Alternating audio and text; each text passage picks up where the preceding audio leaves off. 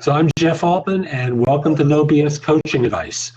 I'm here to provide advice for people in their lives, businesses, careers, wherever it is. Give it to them straightforward and direct. Tom is here, and if you want to swear, that's the way you want to communicate.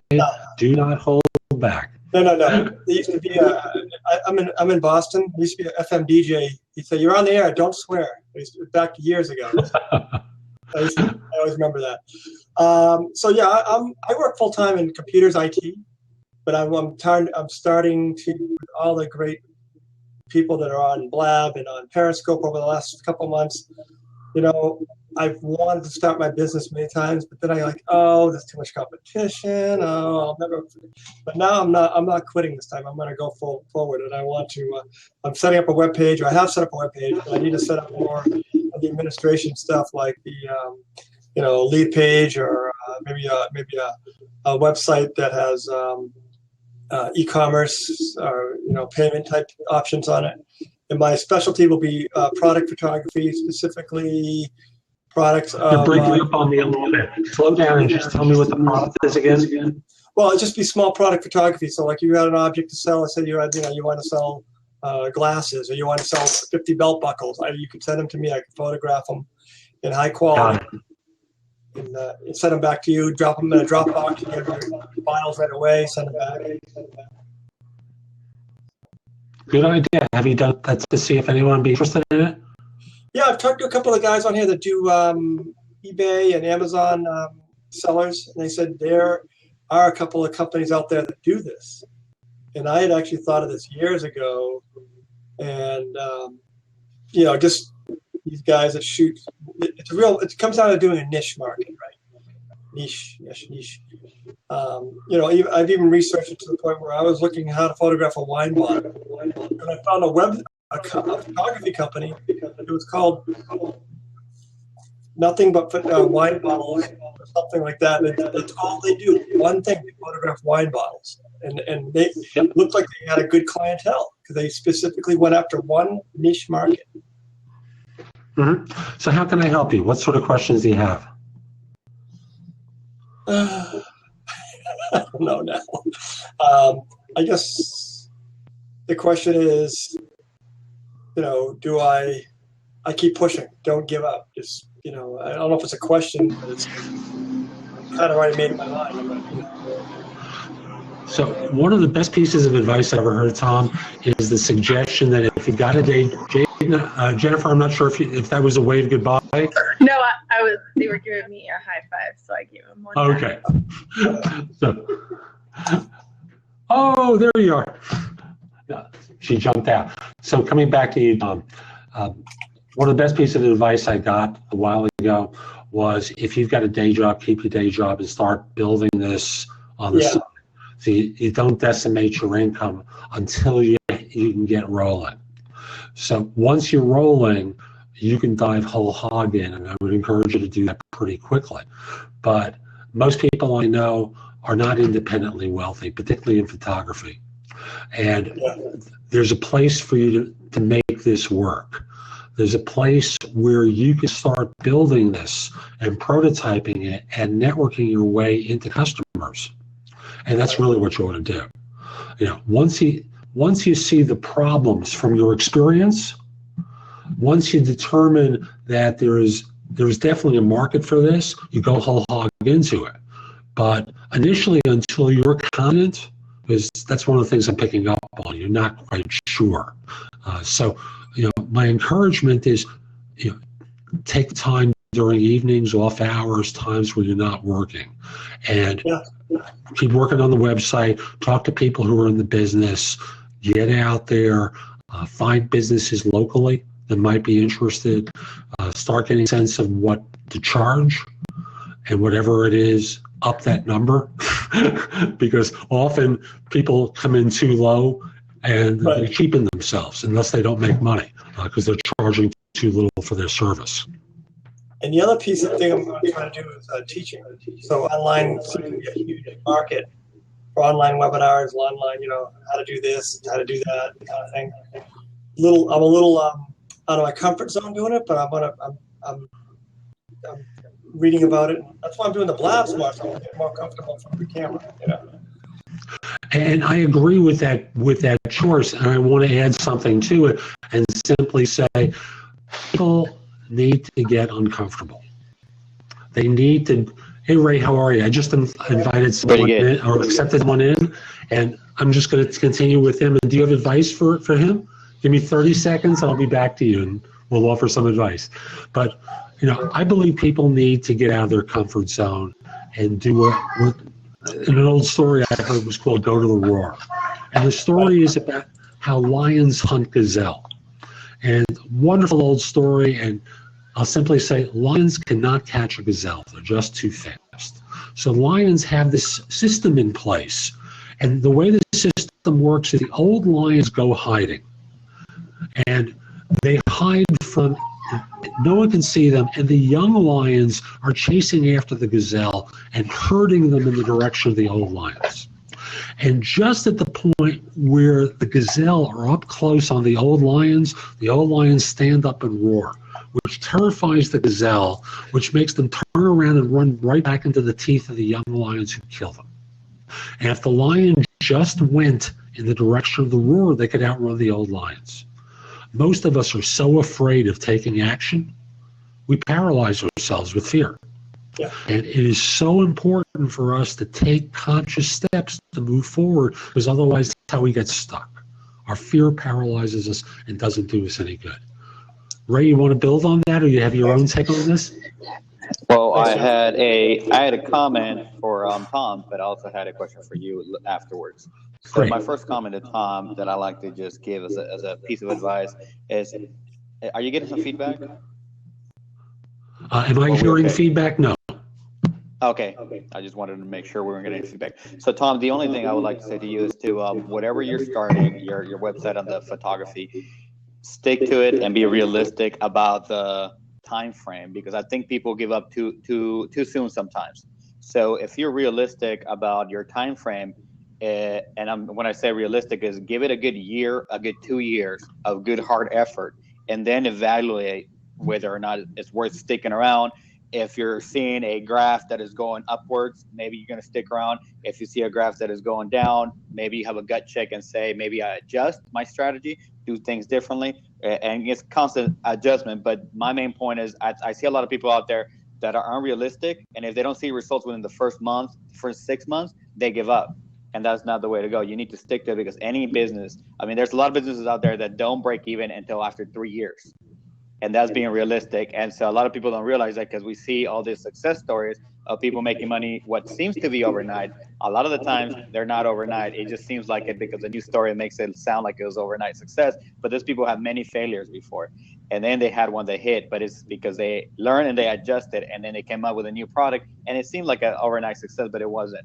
And so that's the only thing. If you're passionate about what you're doing, one, you're not going to mind doing it because you're passionate about it. And like Jeff said, if you keep your day job and your main source of income, you're not depending on this side income to make a living. And so you can take your time, you can really analyze things, and you can adjust as you go along, but just set yourself a realistic time frame. One of the hardest things culturally in the U.S., like you were saying, Ray, is we are such an impatient population. We want that crime to get solved in 30 minutes and the hero get the boy or girl at the end. And life doesn't work that way, does it? So nope. Being patient is one of the hardest things most of us have to contend with. And, there are very few overnight successes. How many stories did we hear about the overnight success who took 20 years to get there? Yes. They built their craft. They learned what they needed to do. They worked hidden away where no one saw them act or perform or do all the work necessary, and lo and behold, they break out. So be patient with yourself and just keep going forward. And if it doesn't work instantly, just be patient and keep going forward. How are we doing, Tom? We're not hearing you, Tom. Yes, I'm not. You hear me now? Anything. Yes. Yes. So that mute button works for when you're in it too now. So that before that, I just only muted the sound. Okay, good. All right. I was muting myself. I didn't realize that. No, I was gonna say thanks a lot. That's some great advice, and it's nothing can be overnight. We're gonna have information, sure. Most of us know, most of us know what to do, and there's something that's holding us back. Right. And what I try to do is give no BS here. Right. And invite up people to join in, provide support. And I'm glad we could be of help. Sure. All right. Ray, you got a question? Yes, I do have a question. You don't have to go away. Okay, I'll stick around. Terrific. Ray, how can we help? Giving advice about business, I just started a business on my own. So it's been under work about 3 months. The idea has been around for 7 years. Finally came to life. And the name, what I'm doing right now is it's a website for live streamers. It's a marketplace for live streamers where anybody can exchange live streaming services. And so it goes hand in hand with platforms like Blab, like Periscope, like Skype. There's a number of other platforms that do live streaming services. And the idea is that anybody, doesn't matter if you're an expert or not, you're able to provide a live stream service, when it comes to your area or where you live. So for instance, everybody moves across the country or different parts of the different cities all day long, every day. There's people who are relocating because of jobs or families, whatever that might be. And and I know it happened to me. That's how the idea came about for me, is about when I had to relocate from San Diego to LA, and I didn't have anybody to ask about neighborhoods, about which neighborhood to stay away from, which one was going to suit my needs as far as the things I was into at the time. And so I basically had to do trial and error and waste a lot of money. In order to do that, would have been a lot nicer if somebody with a Blab or a Periscope or something like that would have walked me through the neighborhood that I was thinking about doing, and before actually moving there, and then deciding whether I even want to approach that area or not. So that's kind of how I started. Now I already launched, and I have my beta testers that are testing it out. And now the problem I'm having right now, or the advice I want from you, is when you launch a product like this one, and this is just a brief description of what it is, how do you get out the voice? What is the best way? Because I'm not a PR person. What is the best way to now let the world know about something like this? Good question. So there are lots of different ways, and I would simply say that number one, the people in the PR business. Number two, there's the podcast circuit, and you can get on talking about product. Number three, you can start demoing it on YouTube and using live streaming as well. After all, if you're offering a live streaming service, why not do it yourself and dog food your own product and show people how wonderful it is? Get it on YouTube, put it on Vimeo, get it out a whole bunch of distribution channels so that people can discover it. So as far as like going, I mean, all those ideas I understand, and those are real ideas, and in theory they all sound, things that I should do for sure. But how do I approach, for instance, one that touch right now, which is one thing I'm trying to do, is you say go on podcasts. But how do you go on a podcast? How do you approach these people? Where do you reach them? How do you pick the right podcast? Because I imagine if I try to get on a podcast that is in high demand, those guys have the luxury of just picking and choosing their idea, the guests that they want. And so at that point, what is the best way to approach a podcast? How do I do research on which podcast will benefit this? And what are the ones that are most likely to get on? Because I know the big names. Like I said, I listen to podcasts all day long, about 8 hours a day, to different podcasts. And some of those guys do interviews that are months ahead. They don't air until following months. So they're booked because there is such high demand, because they have high audiences. So how do I start? What's the best advice to approach podcasters? The simplest thing is, number one, is you're not going to get on the high demand shows. So let's accept that. And number two is you probably need some practice. So you don't want to be on the high demand shows. Just remember that. So start looking at the lower ranking shows. Start doing Google searches for podcasts that might offer something that relates to what you're offering. You'll find them. Like, for example, I'm a podcaster. I have a show with about 6,000 downloads weekly. That's not a big number, as we both know.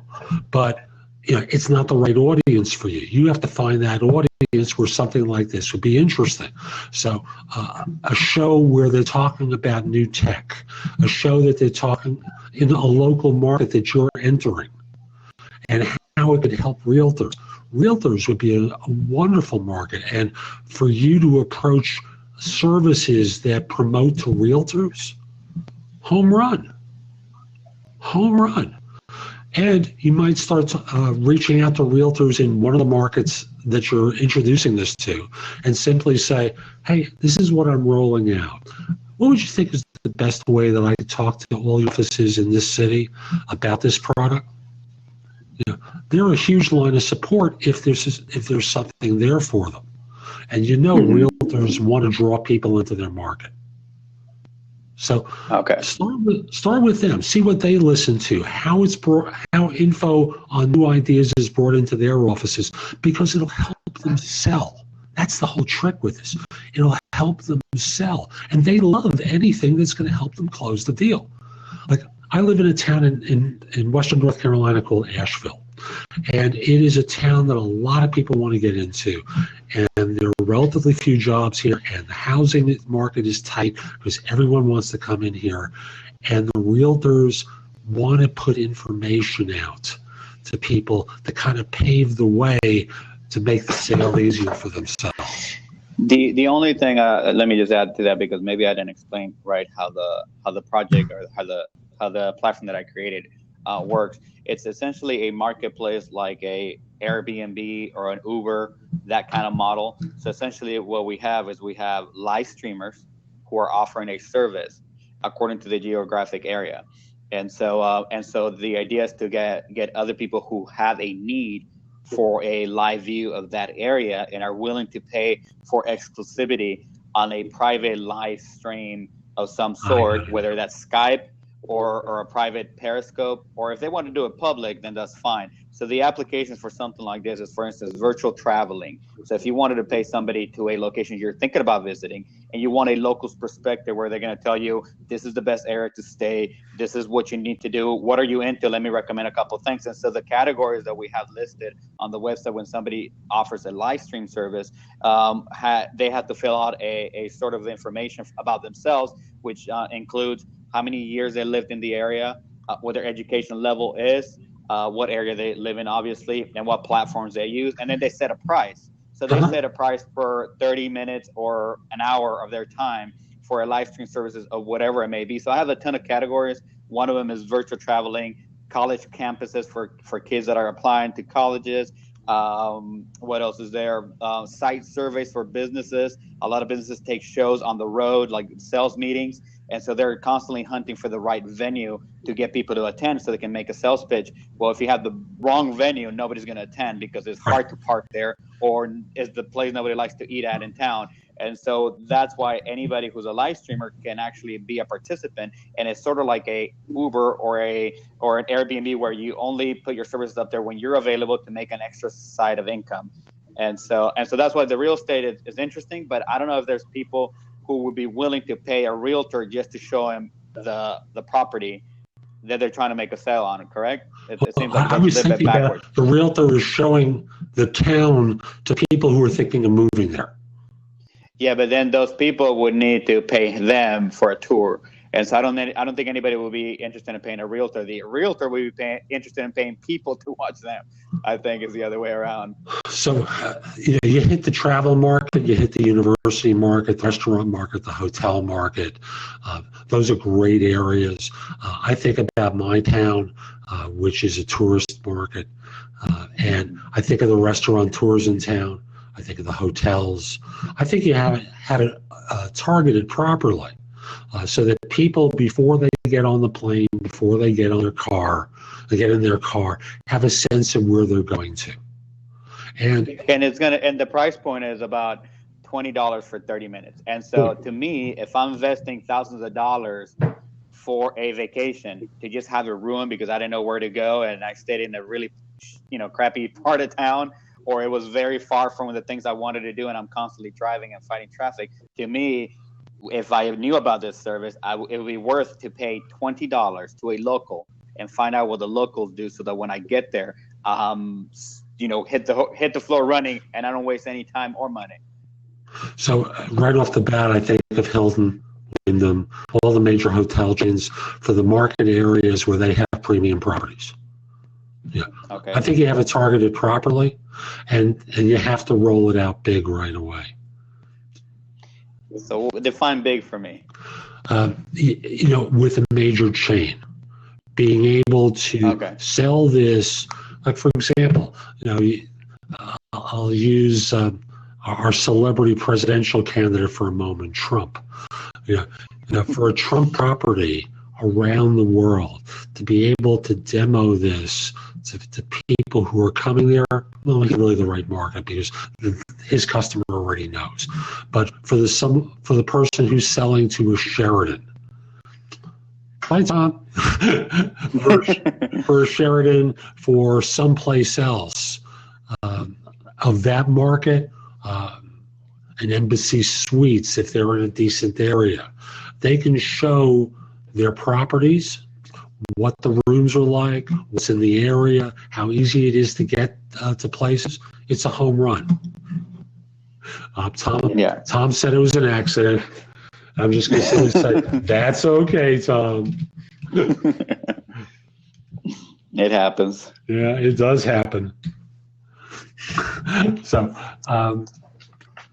you've got something valuable there. And I would also say, if you're a restaurateur and want to have your video in the hotel for people to watch on their stream, or an airline for in-flight entertainment, someone's flying out to a particular city on a trip, think in terms of what people can watch along the way that'll give them a sense of the city they're flying to and the places that they can go. Huge market opportunity for you. Awesome. Well, I'm glad to hear that. I don't know if there's Tom, he just said thank you, so you're welcome, Tom. I don't know if anybody else wants to jump in. I'm getting ready to get at it here too, but I appreciate the advice, Jeff, and it's very nice to meet you. Nice to meet you as well. I'll be back with more no BS coaching in the next couple of days. It's the kind of people I like to meet, people who are no BS. That's the word that attracted me to this title, and that's the reason why I came in here, because that's the mentality I like to operate under. Then I'm tired of people who exaggerate and who make things seem bigger than what they are. I like just straightforward, no BS, tough love. That kind of value is more valuable to me than anything else. So I appreciate what you're doing. Thank you. I appreciate it as well. Folks, anyone like to join us? Ray's going to be jumping off. Anyone like to take a seat? So I'll give somebody a chance while they're going. I'm going to stick around a little bit, and then I'll see you around Blab. You betcha. All right, bye-bye. Folks, come join. I'm Jeff Altman. As a headhunter, I'm referred to as the big game hunter because I've been hunting down leaders and staff for 40 plus years now, and filled more than 1,200 positions with companies plus consulting assignments. I've coached people for years. What you do is, if I mispronounce your handle, I apologize. It looks like Hot for Hope. Click in, and let's see. Come on in, Hot Tran, and be happy to have you. And just click. I just want to check on one thing, Hot. Bear with me. Oh, there we go. For some reason it was locked. There we go. And we are connecting with Hot. And let's see how long it takes to connect. Rita, welcome. Jason Anderson, what I clicked on was there was a lock on the screen. I apparently inadvertently hit that somewhere along the line and locked people out. We're not connecting yet. You just are pulsing for me. So I hope you're able to connect. I'm going to pause the